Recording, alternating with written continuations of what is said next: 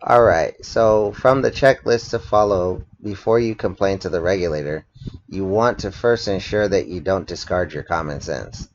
This puts prevention at the forefront of ideas.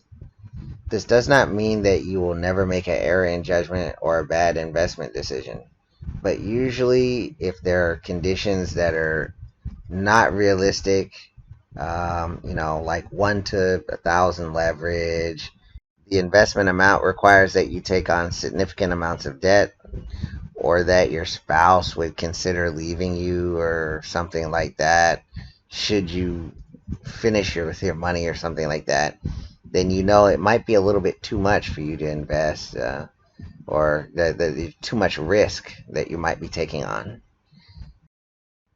Number two on the list is receipts.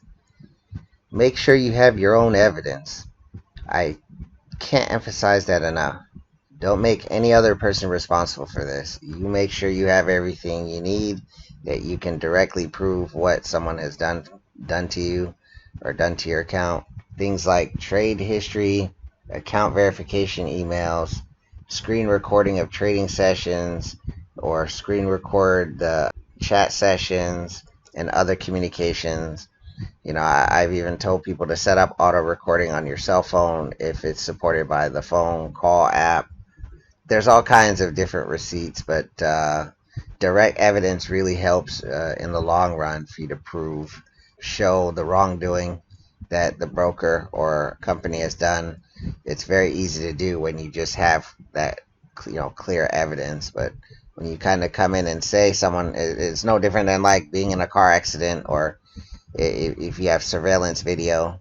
It's one thing to say, someone broke into your house or broke into your car, and then it's another thing to actually have a video that shows somebody, breaking in.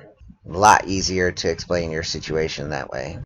I always like this example of Octa4x, where this guy did perfectly. He was entering trades, and then he suspected that his broker might be messing around. So he went ahead and just recorded his trading session, and he was able to catch the offending broker actually in the act of streaming one price to the charts, but then actually executing him at an entirely different price. So, and he was able to get the difference back. He was able to get credited back. So this is just one of many examples of how keep right records, the benefit of that. Anyway, let's move on to number three. Reach out to the company directly with your concerns.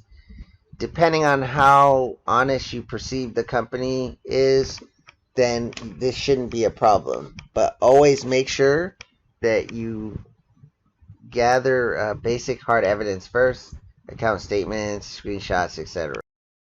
If the company is honest, then, or you perceive that there was just like an honest mistake that they made, then you just approach them in a more inquisitive format and just kind of show them, like, maybe one or two receipts.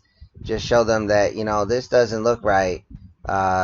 Certain spike that I see in the chart, or payments taking a little bit longer. You kind of give that person that you trust more the benefit of the doubt, whereas somebody who is more tricky, they taking your deposit, or they're withholding your withdrawal for like 2 weeks, or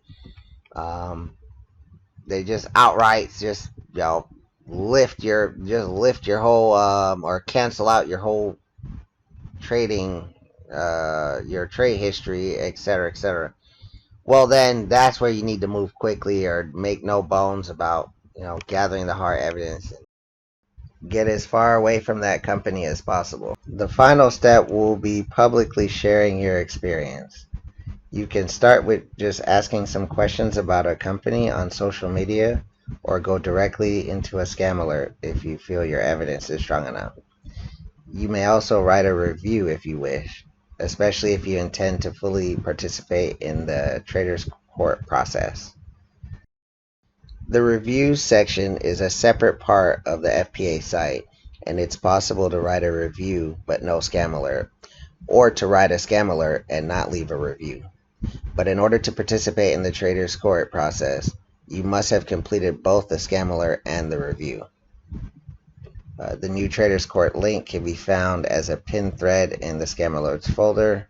Traders Court thread explains the process needed to obtain social justice by using evidence-based timelines and inviting the company to come in and help resolve the trader matter or provide their own evidence supporting their point of view as to why they took the actions they took. So before you complain to the regulator, ensure you have a sense of preventing the scam.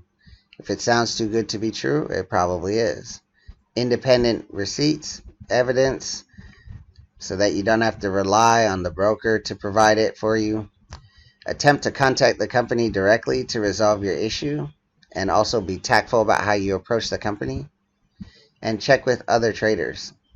Alert them to the problem at hand and seek out other opinions. If your case is still unresolved, you are now ready to deal intelligently with a national regulator.